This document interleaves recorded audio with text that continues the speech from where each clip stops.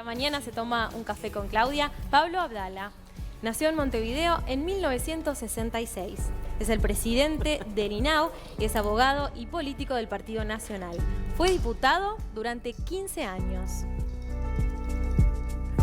Bueno, le saludamos a Pablo Abdala, le agradecemos que haya venido. Ha tenido un año accidentado, ¿eh? Todavía no termina, quedan unos días. Porque nos acordamos que tuviste COVID, ¿no? Tuviste COVID en el mes de octubre, producto de los primeros casos allá en el INAU, ¿no? El brote que tuvimos en INAU, exactamente. Y que fue asintomático. Asintomático en la primera etapa, pero en determinado momento empecé a sentir un agotamiento importante. Sí. El otro día leía a Jimena cuando contaba su propia experiencia y esa sensación de angustia que ella dijo que sintió en el momento de la confirmación es intransferible, yo también la experimenté. Sí. Así que los que tuvimos COVID creo que somos un testimonio válido para todo el mundo en este momento tan complejo de que es muy malo el COVID, en todo sentido, y que es muy desagradable, y que se sufre mucho, que no es una simple gripe. No Sí, claro, porque también te pegan lo emocional. Exactamente. Y bien, en el caso de ustedes nosotros que tuvimos que aislarnos esa semana, fue una semana de mucha angustia en la espera de la confirmación del negativo, porque vos te pones a pensar, yo estuve con mi madre, estuve con mi sobrino, que son gente vulnerable. Me pasó. Yo había visto a mi madre, yo quedé cuarentenado un sábado de tarde, el sábado de mañana fui a ver a mi madre, en el hogar donde vive allí, en la calle 26 de marzo, a través de una mampara, porque obviamente hay protocolos muy rigurosos, etcétera, etcétera. Pero igual dije, bueno, no sé, capaz que por allí, de alguna forma, se abrió la puerta, le toqué la mano, que siempre lo hacemos, y a raíz de eso la hisoparon, por suerte dio negativo. En casa todos dieron negativo, pero la angustia que se siente es muy grande. Y en mi caso además se dio, Claudia, que mi proceso personal coincidió con el proceso de INAU, porque yo me contagié por el foco que tuvimos en INAU. Y no pude parar, porque desde casa tuve que atender toda la evolución de la situación institucional, trabajar con mis compañeros a distancia, hablar con la prensa todos los días, porque todos los días teníamos 2, 3, 4 casos positivos. Así que fue un proceso difícil, pero bueno, yo creo que todos estamos inmersos en esto, tenemos que enfrentar esta realidad, cumplir con lo que hay que cumplir, tener conducta. Y si Dios quiere lo vamos a superar. Sin duda. Bueno, ahora estamos todavía complicados en INAU, ¿no? Con 90 y pico de casos que están diseminados entre funcionarios y niños en todo el territorio a través de los hogares 24 horas. No es la misma situación que tuvimos en octubre, tan concentrada y tan condensada, octubre-noviembre, pero es una situación compleja que hoy tiene afectados a 3 centros de 24 horas en Montevideo, pero donde está encapsulada la situación en cada uno de ellos y por lo tanto, bueno, en algún sentido está controlada la realidad que enfrentamos ahora. Y después tenemos, por supuesto, contagios o casos positivos en distintos lugares del país, en centros de primera infancia, en clubes de niños. Bueno, no escapa esto a la realidad general que se vive, por supuesto. Y el protocolo que vienen aplicando consiste en más o menos lo que ha estipulado el gobierno, pero... Por supuesto. Pero has tenido que reforzar desde algún punto de vista, dado que estás trabajando con población vulnerable, ¿no? Totalmente. Hay niños y adolescentes que de repente no tienen el mejor de los contextos. Y porque además en los centros de 24 horas, una cosa es un CAIF. Ayer, por ejemplo, nos pasó en San José. En este momento en San José tenemos un club de niños y tenemos un CAPI, que es un centro de primera infancia, que no es un CAIF, pero es como si fuera un CAIF, lo gestiona INAU directamente.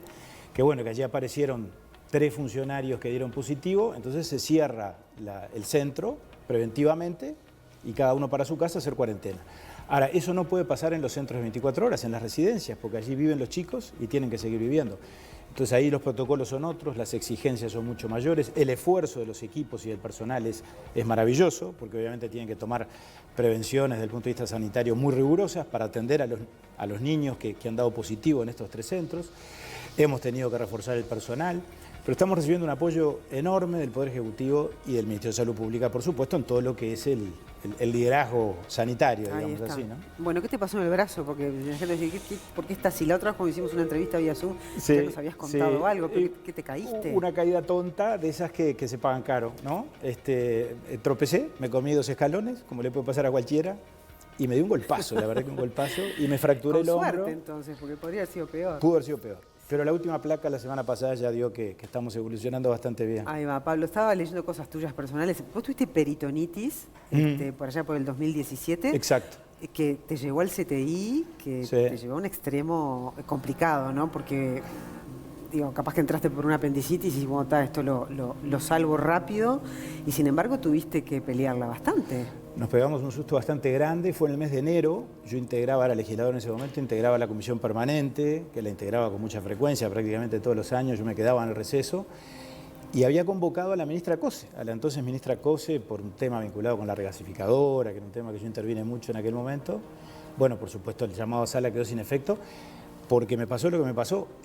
Se me perforó el apéndice, fue un principio de peritonitis, no fue una situación aguda, pero compleja, me llevó el CTI. Y ya de adulto, que es peor, ¿no? Sí, totalmente. No la pasé bien, pero salí, gracias a Dios, y bueno, yo creo mucho, ¿no? Creo mucho en Dios, y creo que en ese sentido, bueno, cuando no depende de la voluntad de uno, y es otro el que decide, hay que encomendarse Está bien. a la fe que uno tiene. Totalmente. Pablo, bueno, estás ahora al frente al INAU, has tenido una carrera política muy extensa, has trabajado muchos años como diputado en el Parlamento, has estado en diferentes entes públicos, pero hoy te toca este desafío, porque me imagino lo habrás aceptado porque querías y tenés un compromiso con ese sector de la sociedad. Vos ya has hablado de la aceleración de los procesos de adopción, llevarlo a 2 años. ¿Cuál dirías que son las metas que te has puesto para cumplir en esta gestión, dado que este año ha sido un año donde de repente no se pudo avanzar lo rápidamente que uno hubiese deseado, ¿no? Déjame decirte algo primero que es una especie de confesión personal. Yo a esta altura tengo 54 años, pero bueno, me he dedicado siempre a la actividad política y a la actividad pública. He tenido distintos destinos, fui director del puerto, director de ANCAP, 3 periodos como legislador. Me encanta el Parlamento, sin falsa modestia digo, creo haber sido un legislador por lo menos trabajador y cumplidor, pero realmente nunca sentí la motivación y el compromiso que siento hoy en este destino que me tocó ahora en el marco del gobierno, de mi partido y de la coalición de gobierno. Estoy muy estimulado por varias cosas. Primero, porque INAU es una institución muy noble.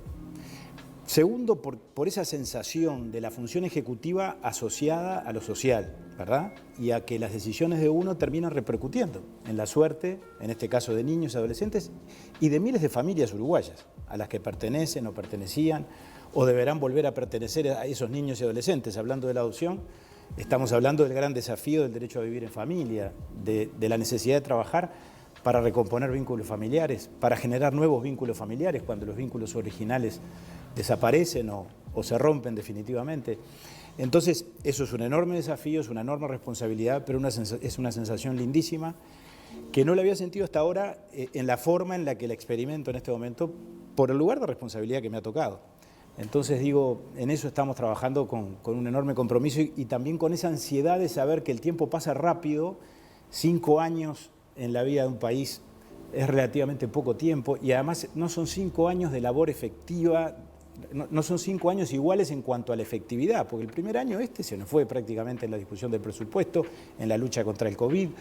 Apenas terminando el año logramos establecer las grandes líneas de actuación que las tendremos que desarrollar o profundizar el año que viene. Y bueno, y eso genera muchas veces la angustia y la ansiedad de que el tiempo va pasando, con el tiempo pasan las oportunidades y uno quisiera hacer más cosas y más rápido de lo que realmente puede. Claro, bueno, pero entonces una de las cuestiones es acelerar los procesos de adopción. Totalmente. Que hay muchos niños esperando por sus papás adoptivos y hay muchas parejas que están agobiadas y con un cierto agotamiento de todo lo que es el proceso, ¿no? Sin duda. Entonces, desde ese punto de vista, sí ya hay una materialización de ese objetivo, porque ya se está empezando a aplicar, ¿no? Ya se empezó a aplicar, es decir, ya se han dado en adopción niños en este nuevo régimen. Totalmente. ¿Cuántos? Y bueno, a ver, vamos a cerrar el año con cifras equivalentes a las del año pasado, y eso ya representa un avance, porque no nos olvidemos, yo asumí el 1 de abril, el directorio que yo integro se terminó de completar en junio. Estuvimos muy parados como consecuencia de la pandemia, sobre todo en los primeros meses de la emergencia, marzo, abril, mayo, y eso determinó que los talleres se detuvieran, que el trabajo de los técnicos también. O sea que esto, en algún sentido, en términos relativos, ya demuestra un avance. Pero el avance también se ve, ¿sabes en qué? En que hemos logrado acortar, digamos, el atraso que teníamos en cuanto a la valoración de las familias. Cuando yo asumí, había familias, el 1 de abril, que se habían presentado en el 2016, hace 4 años. 4 años atrás, y que sin embargo todavía no habían sido llamadas por un técnico, por un asistente social, por el departamento de adopciones. Hoy eso lo hemos acortado mucho, ya no quedan familias ni de 2016 ni de 2017, estamos avanzando con las que se presentaron en el 2018 y vamos a seguir avanzando para en pocos meses estar al día, porque lo primero es que las familias estén prontas para adoptar y lo segundo es que los niños sean dados en adopción y que la justicia también avance, ese es otro plano en el que hay que actuar, la justicia de familia, para que haya más niños declarados en condiciones de adoptabilidad, que yo creo que en realidad habría mucho más niños para declarar en adoptabilidad de los que tenemos para dar en adopción. Yo creo que ahí tenemos un desafío con la justicia de familia que tenemos que trabajar. Y porque a uno le da la sensación que es más fácil ir la tendencia a adoptar a un niño de pocos tiempo de vida Total. A un chiquilín de repente más cercano a la preadolescencia, ¿no? De ese sentido está trabajando el INAU para estimular el interés de las parejas uruguayas, ¿no? Y cuando te hablo de parejas, no solo te hablo de parejas heterosexuales, sí, por ¿no? supuesto. Porque la ley uruguaya estipula la posibilidad de que los homosexuales o las parejas gay también puedan hacer el proceso de adopción. Absolutamente, y lo que llamamos hogares monoparentales. Ahí está. Un padre, una madre, una persona, un hombre, una mujer. ¿Se están dando en adopción a niños a hogares monoparentales? ¿Está siendo una práctica frecuente esa? No sé qué tan frecuente, pero ni más ni menos frecuente que antes. Es decir, en eso la ley se aplica. Está bien. Y en el INAU no se hace diferencia. O sea, No. en el proceso no se hace diferencia por el hecho de ser homosexual o heterosexual. ¿Estaríamos afuera de la ley si lo hiciéramos? Por supuesto que no. Está, pero en su momento en el Parlamento, y vos eras diputado cuando se debatió esa ley, y el Partido Nacional en particular votaron en contra, ¿no? Sí, votaron no en forma unánime, ¿no? Esos son los temas donde el Partido Nacional creo que muy sabiamente ha dado libertad de acción, ha respetado la libertad de conciencia de los legisladores. Pero vos, ¿qué pensás al respecto a título personal? Porque vos sos una persona creyente, católica. Ajá, sí, sí. Es decir, con una tendencia hacia la conformación de una familia tradicional, ¿no? ¿Cómo lo vivís vos, Pablo Abdala, no? Yo confieso que en aquel momento, porque es un dato objetivo, no acompañé la ley. Ahora, también creo que las sociedades procesan las discusiones y los debates. Y creo que cometeríamos un grave error si estamos todo el tiempo volviendo atrás con relación a temas que la sociedad laudó. Y yo reconozco que la capacidad de amor anida en cualquier persona, más allá de su tendencia ideológica, filosófica y aún de su orientación sexual. Yo eso, francamente, creo que es así.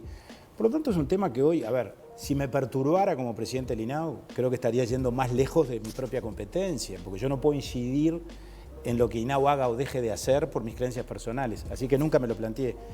Pero tampoco jamás sentí ni siquiera la tentación de hacerlo, porque repito, yo creo que es un tema que está laudado y hoy lo que nos debe, uno no puede, plantearse 4, 5, 6 objetivos a la vez. Acá hay un objetivo central que es el derecho a vivir en familia. Y entonces, cuanto mayor sea el abanico de posibilidades y más extenso de familias, de personas, de hogares monoparentales, de hombres, de mujeres, de parejas homosexuales o heterosexuales, pero que estén dispuestas y que sean valoradas y que el INAU llegue a la conclusión de que están en condiciones de darle contención, afecto, todo lo que un niño o un adolescente necesita para poder desarrollarse, el objetivo tiene que estar centrado ahí. Claro, bueno, da la sensación que falta que también la Iglesia Católica se ponga un poco en la ruta de empezar a articular, ¿no? Porque hasta hace poco se decía que era una cuestión antinatural, que era contra natura desde la Iglesia, ¿no? Que dos personas del mismo sexo, o sea, más allá del amor de lo que estamos hablando, bueno, para la Iglesia no sería lo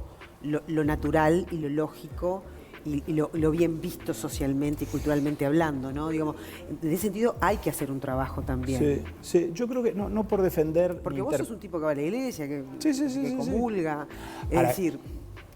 Yo creo que, yo soy cristiano, estamos con problemas de audio. Soy cristiano, soy católico practicante, pero eso no quiere decir que no tenga mi propia cabeza. Y por supuesto estos temas yo creo que cometemos un error si los encaramos con un exceso de dogmatismo, y si el exceso de dogmatismo nos lleva al fanatismo. Y creo que la propia Iglesia hay que saber interpretar algunos signos, ¿no? Yo leí ayer, por ejemplo, al cardenal Sturla, una nota muy interesante en el diario El País, que creo que Daniel es un hombre muy inteligente y de cabeza muy abierta, más allá de que tiene sus principios muy claros, por supuesto, y muy nítidos en cuanto a la forma de postularlos y de explicarlos, pero más allá que la Iglesia, por supuesto, no renuncia a su forma de pensar, yo creo que ha tenido una actitud también muy contemplativa, muy comprensiva ¿me explico? Muy de dar amor, muy de apuntalar la maternidad, muy de entender los signos de los tiempos, sin perjuicio de no borronear ni dejar de transmitir con meridiana claridad cuál es la forma de pensar que la Iglesia encarna. Y la Iglesia en todo caso define un esquema. Después, naturalmente, todos somos hombres y mujeres libres y en ese sentido cada quien, a partir de su propia sensibilidad, puede asumir tal o cual posición o tal o cual postura. Y yo creo que uno como administrador, que yo en este caso soy administrador porque soy el presidente de un instituto muy importante como el INAO, no tengo derecho, lo que dije antes, a poner por delante o a incidir en mi gestión o en la administración a partir de mis propias convicciones. Nunca se me pasó por la cabeza hacerlo, que quede claro. Porque además, antes que nada, soy un hombre de derecho y por lo tanto sé que tengo que cumplir con lo que la ley manda. Y si la sociedad laudó este debate en los términos que lo laudó, yo creo que ese es un tema que, repito, hoy no lo tenemos planteado y está bien que no lo tengamos planteado. Ahí va, lo estaba mirando, estaba mirando la foto familiar. Esta es una muy linda familia. Sí. Y se refleja ahí todo lo que ha sido tu gestión a lo largo de los años. ¿Cuántos años tenías vos cuando tu viejo fallece siendo embajador uruguayo en el Paraguay en un atentado por error, ¿no? Sí. Qué cosa más Tenía fuerte. 9 años, estaba por cumplir 10. Eso fue en junio del 76, yo cumplí 10 en julio del 76. Y fue una cosa tremenda, sí. Repentina, un atentado por error. Mi padre era embajador del Uruguay en Paraguay. Lo confundieron con el embajador yugoslavo, un terrorista croata. Todo lo que vimos después, años después, en la crisis de Yugoslavia, en la crisis de Bosnia, Herzegovina, toda aquella guerra tremenda, bueno, tuvo un anticipo, si se quiere, una expresión en la confrontación entre croatas y serbios, que en esa oportunidad, por el odio que se tenían desde el punto de vista étnico y desde el punto de vista filosófico y cultural, un terrorista croata quiso matar a un embajador serbio y lo confundió con el embajador de Uruguay. Qué fuerte. Increíble. Y bueno, vos eras un chiquilín. Sí. Y por supuesto me marcó definitivamente y bueno, y mi madre a partir de allí fue madre y padre para los 3 hermanos. Y por suerte todavía la tengo y por eso la voy a visitar todo el tiempo porque le debo mucho, como todos los hijos le debemos a nuestras madres, ¿no? Pablo, muchas gracias. Felicidades en estas fiestas que son especiales para vos por todo lo que contaste. Muchas gracias, igualmente, Claudia. Que se puedan cumplir con los objetivos. Si Dios quiere. Gracias por todo y por invitarme. Un abrazo. Gracias a vos por aceptar la invitación.